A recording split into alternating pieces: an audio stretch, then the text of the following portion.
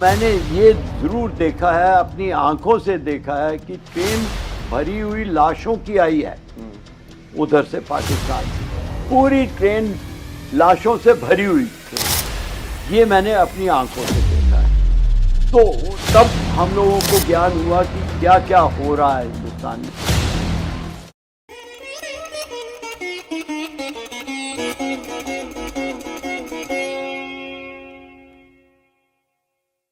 नमस्ते।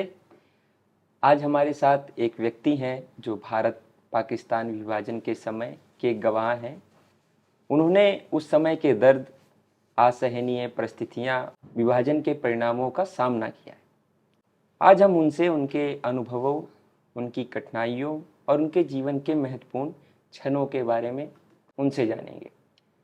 अशोक मलिक जी 84 वर्ष के हैं और वो पाकिस्तान कि लाहौर से लगभग 120 किलोमीटर दूर उनका जन्म डिस्ट्रिक्ट में हुआ था। नमस्ते अशोक जी, कैसे हैं आप? बहुत बढ़िया सर, थैंक यू, धन्यवाद, आप लोगों ने मुझे बुलाया।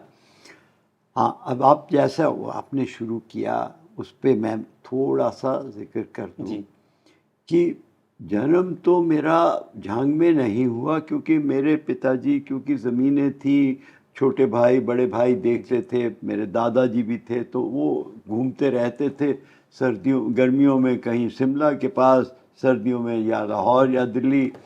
तो दिल्ली आए हुए थे, यहाँ पे मेरा जन्म हुआ जी, सब्जी मंडी एरिया में।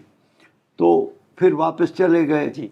अच्छा, वहाँ पे अब जब 1947 में पार्टीशन हुई जी, तो उस वक़्त हमारी फैमिली को वहाँ से भागना पड़ा। हालांकि बहुत लोगों ने कहा, जो बहुत दोस्त थे, करीबी थे, उन्होंने कहा तुम लोग चिंता मत करो, क्योंकि तुम लोगों ने हमारे को मदद की है वगैरह, तो हम आपको वो करेंगे। लेकिन बाकियों ने ये कहा कि नहीं, इनके ऊपर कोई यकीन नहीं किया जा सकता, इन्होंने अपने पड़ोसियों को जान से मार दिया, तो आपको कहाँ छोड़ेंगे, तो आप चलिए। तो फिर हम लोग सारे ग्रुप में वापस आ रहे थे। तो उस वक़्त का जो सिलसिला, जो मैं समझता हूँ कि बहुत कहीं पे ज़्यादा चर्चा नहीं हुई, वो ये है कि आरएसएस के वॉलंटियर्स जो होते थे, वो 4-5 वॉलंटियर्स मिलके एक जत्था बनाते थे हिंदुओं का, जिन्होंने आना था। 60-70 लोगों का जत्था बना के उनको चारों तरफ से वो प्रोटेक्ट करते हुए, एक हाथ में तलवार और एक हाथ में लाठी लेके चारों तरफ से घेर के वो लेके आते थे।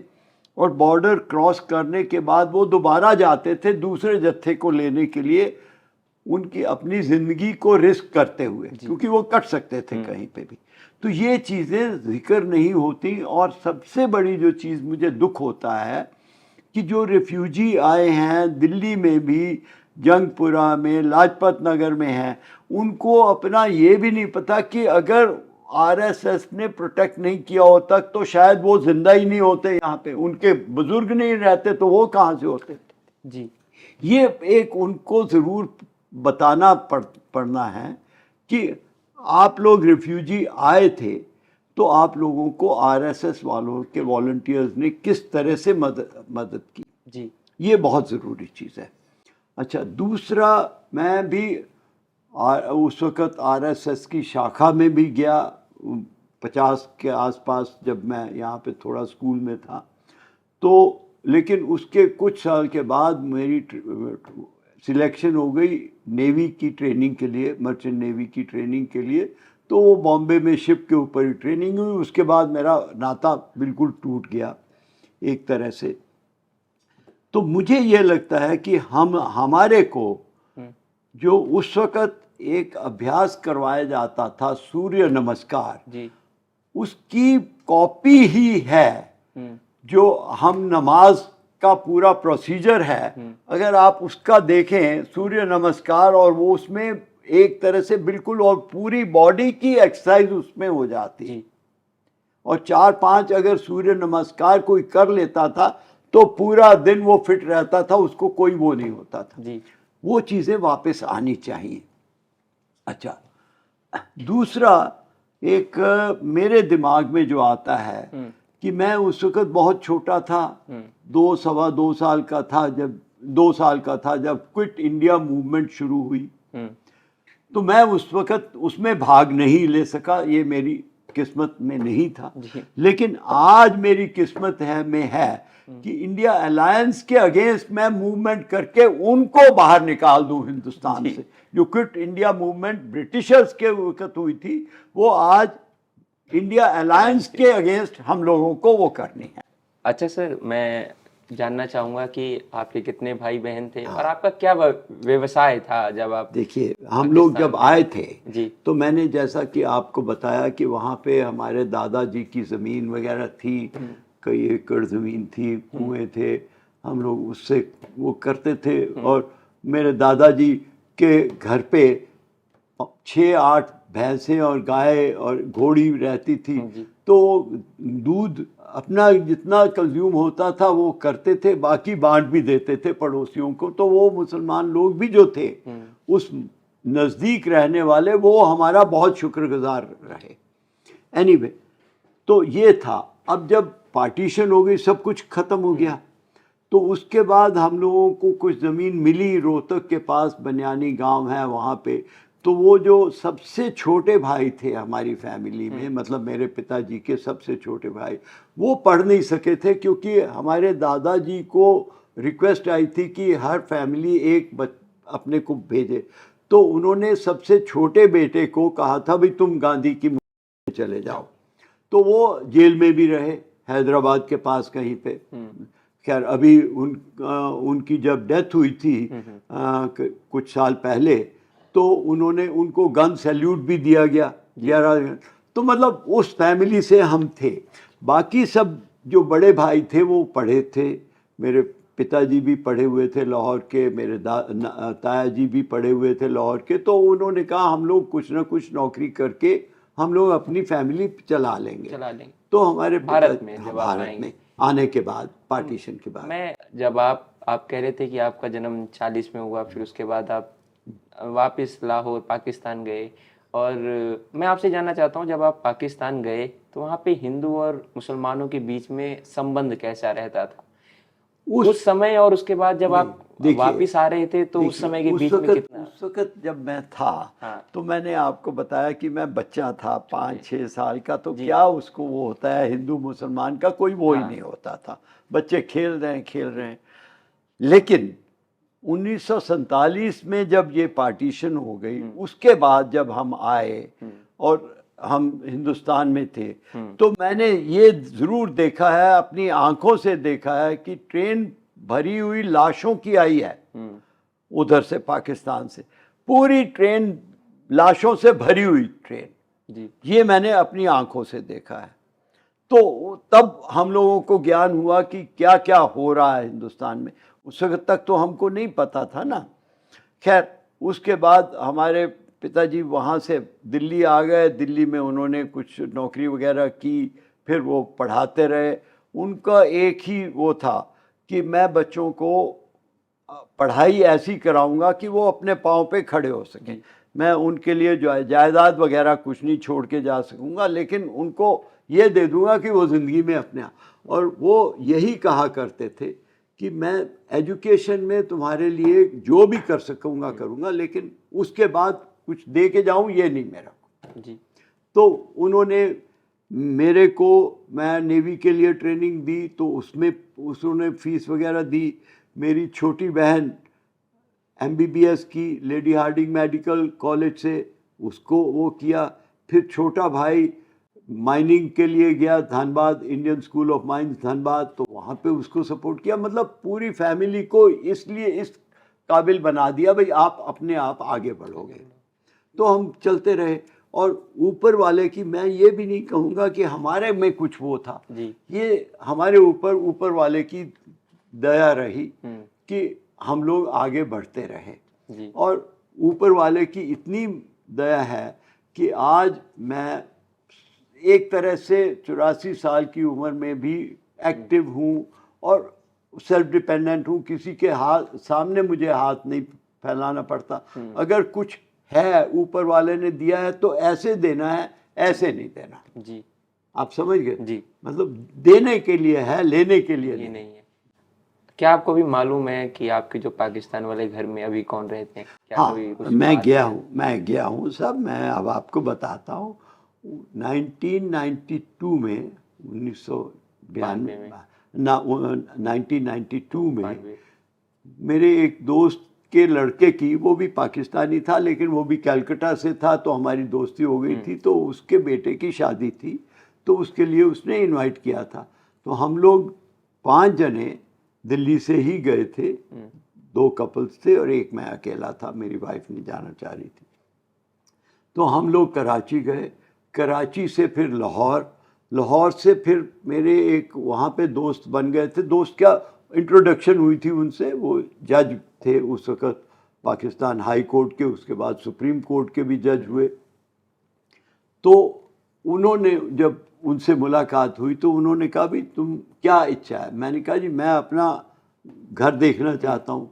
तो उन्होंने गाड़ी भेजी अपना ड्राइवर के साथ और गनमैन के साथ मुझे लेके जाओ इनको। और वहाँ पे कलेक्टर और सुपरिटेंडेंट ऑफ पुलिस उन सबको उन्होंने मैसेज दे दिया था। जज बहुत बड़ी चीज़ होती।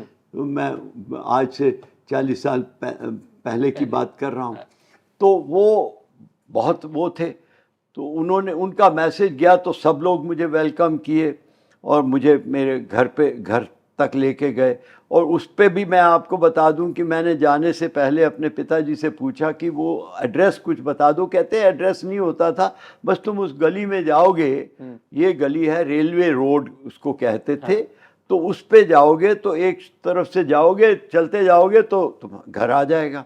तो हम लोगों ने एक तरफ से शुरू किया। कलेक्टर जो था उस डिस्ट्रिक्ट का वो मेरे साथ था, तहसीलदार और कुछ और, मतलब 10-12 उसके साथ थे। हाँ, वो पूरे लेके मुझे गए। तो हम लोग एक एंड से दूसरे एंड तक चले गए। तो मैंने कहा भी, वो कहने लगे ये तो ख़त्म हो गई। मैंने कहा फिर तो मुझे नहीं मिला। वापस आते वक्त एक फाटक सा था, वहाँ पे मैं रुका। गेट मतलब जो होता है ना घर का बड़ा सा, तो वो रुका। तो मैंने कहा कुछ ऐसा लगता है। तो कलेक्टर कहने लगा आप अंदर जाके देखिए। मैंने कहा नहीं, हमारा जो गेट था ना वो बहुत बड़ा था, ये छोटा है। तो उसके वर्ड्स मुझे कभी भूलेंगे नहीं।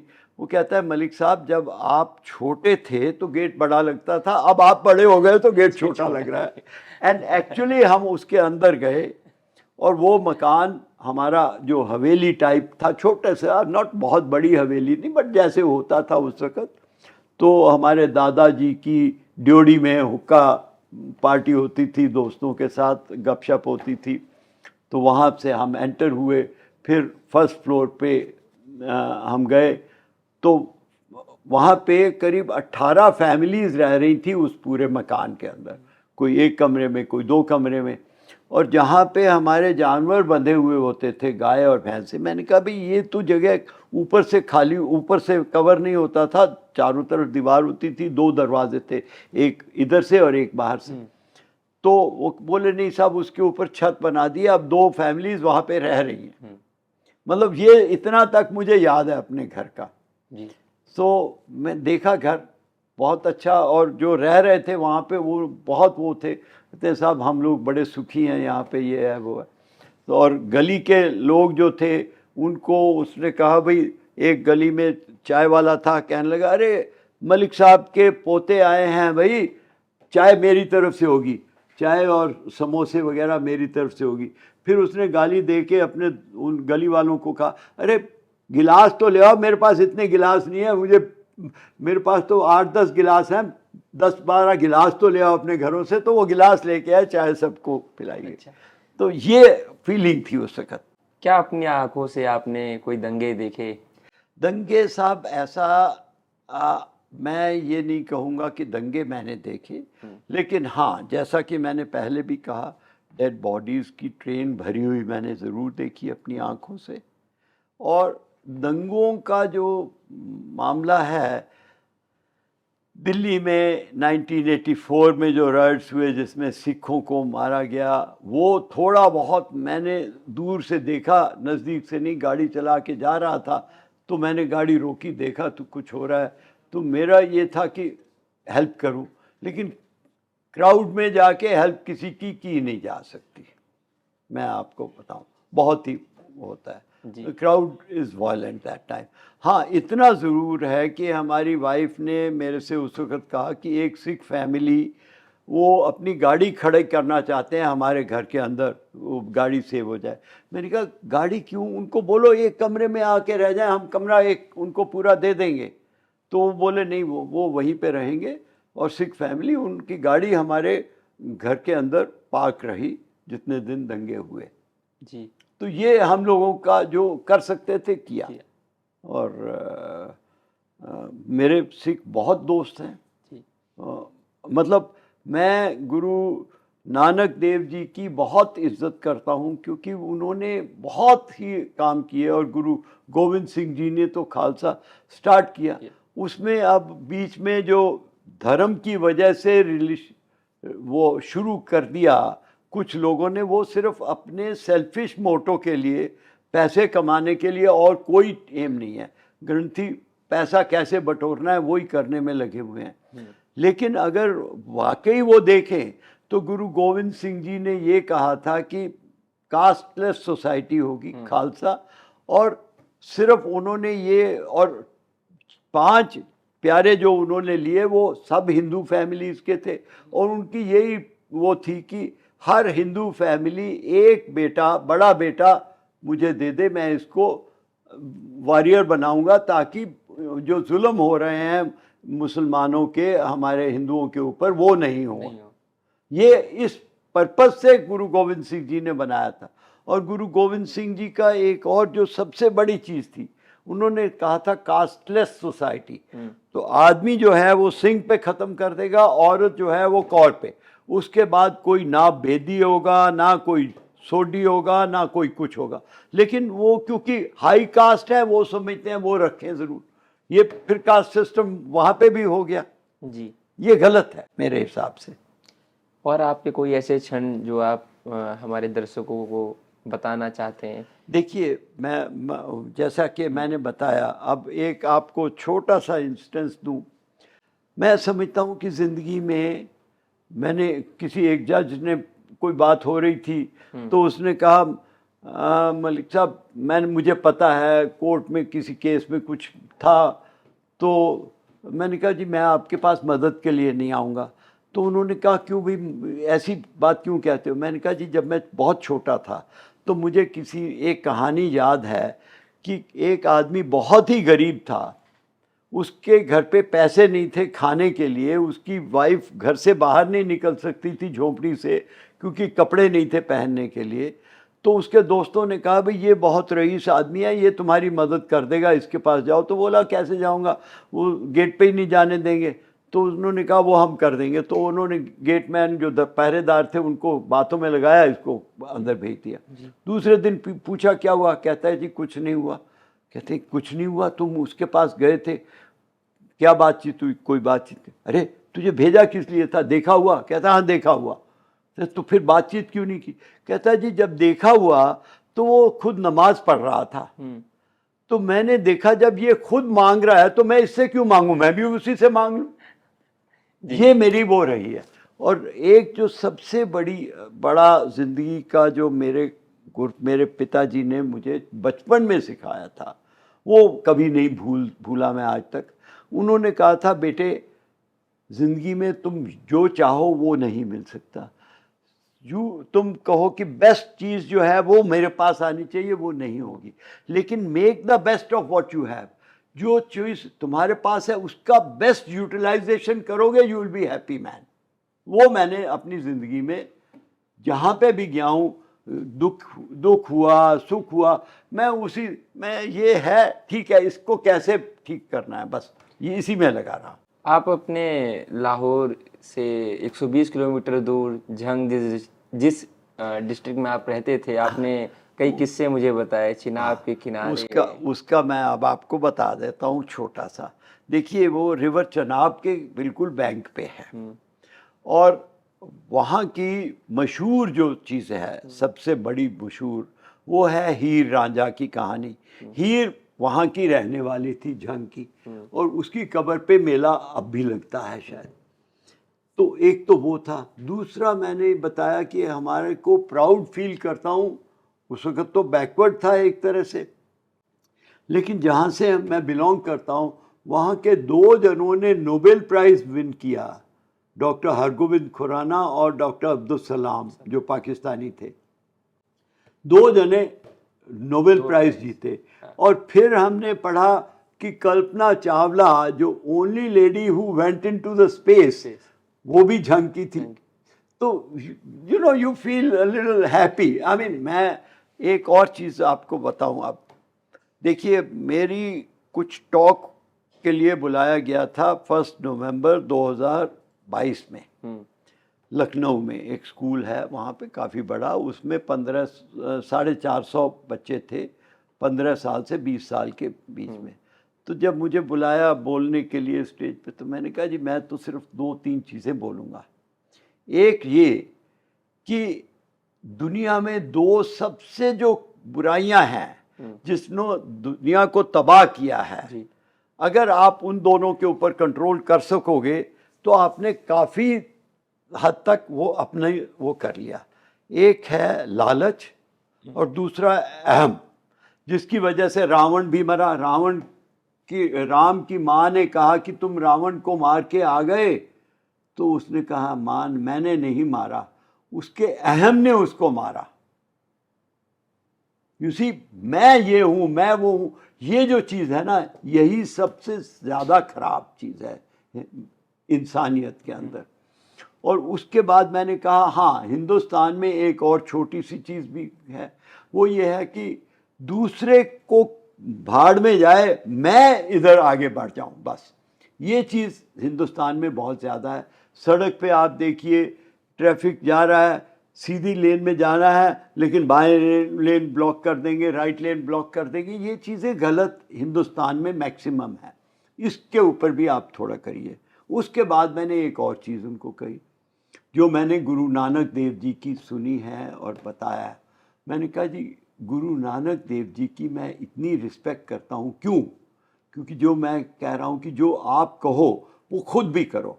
तो उनके पास वो भ्रमण करते रहते थे, और वो एक जगह पे वो हुए, डेरा लगाते थे। उनके पास लोग आते थे, जी आप बहुत नॉलेजेबल हैं, आप हमको हेल्प करिए, ये करिए, वो करिए, वो गाइड कर देते थे।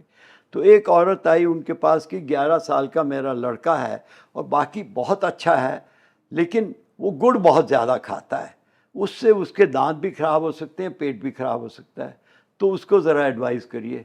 बाबा जी, गुरु नानक देव जी ने कहा, बीबी आज नहीं, मैं 2-3 महीने आगे जा रहा हूँ, जब वापस आऊँगा तब तो आना मेरे पास।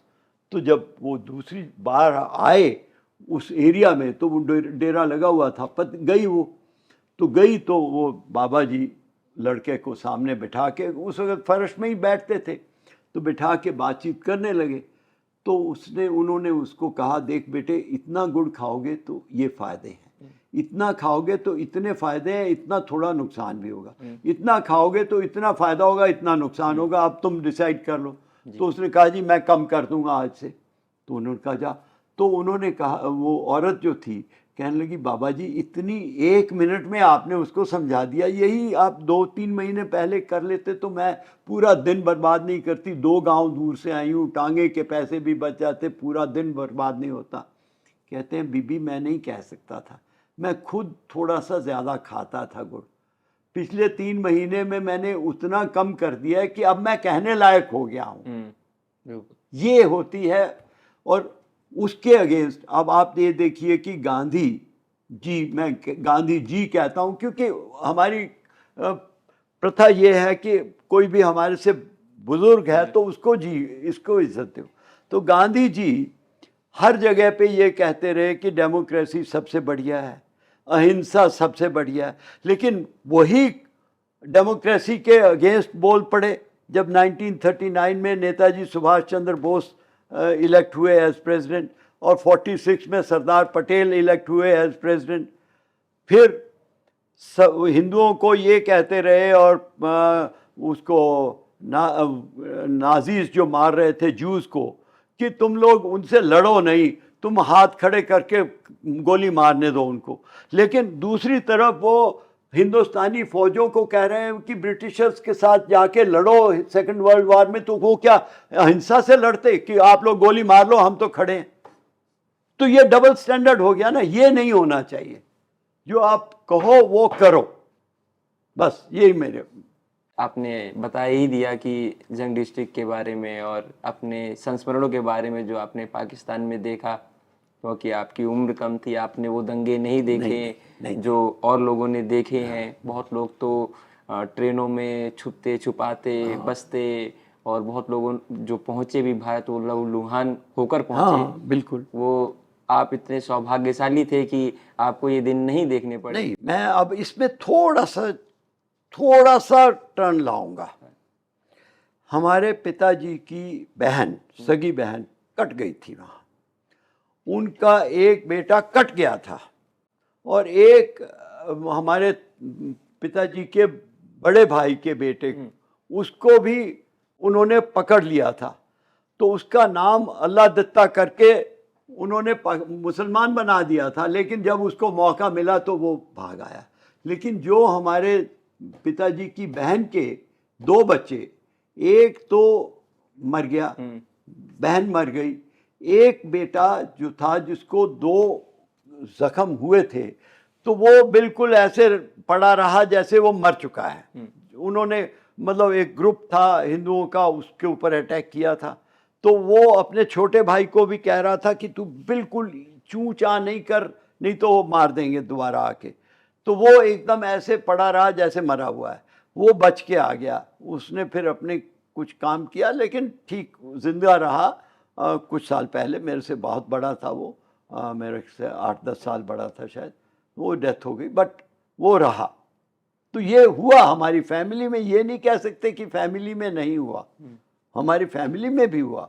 हमारे एक बड़ी बुआ जी थी, उनका एक बेटा तो एयरफोर्स पायलट था, वो पायलट प्लेन क्रैश हो गया। और एक अपना, क्योंकि हम लोग कोशिश कर रहे थे कहाँ कहाँ सेटल होना है, तो वो मसूरी में किसी ने बताया ये मकान है, ये खाली करके गए हैं मुस्लिम, तो वो आप ले लो। तो वो जब दरवाज़ा खोला तो उन्होंने बॉम्ब फिट किया हुआ था, वो बॉम्ब फटा और वो वहीं पे मर गया। मुसलमान लोगों ने जाते हुए बॉम्ब लगा के गए थे दरवाजे पे, दरवाज़ा खोले तो वो मेरे बुआ जी के, मतलब मेरे पिताजी की बड़ी बहन के बेटे, ये भी हुआ। ऐसा बताया जाता है, ऐसा कई लेक्चर्स में मैंने सुना है कि जो मुसलमान लोग थे जो पाकिस्तान में रहते थे, और जब ये घोषणा हो जाती है कि पाकिस्तान भारत से अलग एक नया राष्ट्र बनेगा, तो वो उसी समय से चोरी करना और घरों के अंदर कब्जा करना। देखिए, घरों के चोरी तो क्या, वो बल्कि नहीं, उस पर मैं आपको एक और बात बताऊं जी, थोड़ा सा जो अमेंडमेंट कर दूं मैं। चोरी नहीं इतनी हुई, लेकिन ये हुआ कि देखिए पांडे जी, आप मेरे पड़ोसी हैं, आप मेरे दोस्त हैं, आप अपना सामान मेरे घर पे रख दीजिए। तो आपने अपने गहने वगैरह अपनी मदर के, अपनी बहन के सब गट्ठी बंद के रख दी। उसके बाद आप दोबारा अगर जाओ वो काट देंगे, वो वापस नहीं देंगे। ऐसा मुसलमान, ऐसा हुआ।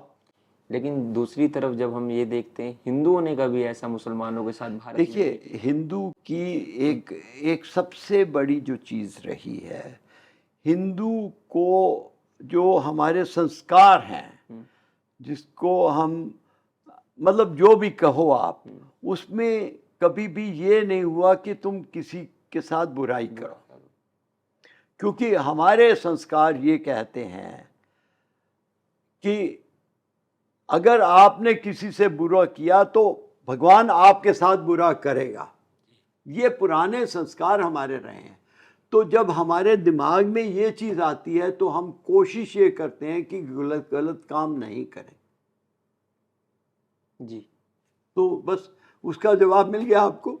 तो क्या उनके अंदर मानवता नहीं झलक रही थी? देखिए, मुसलमानों का पहले तो मुझे नहीं पता था, लेकिन अब जब पढ़ते हैं कि उनकी जो किताब है, वो मदरसे में उनको इतने छोटे से ये किया जाता है कि तुमको काटना है जी।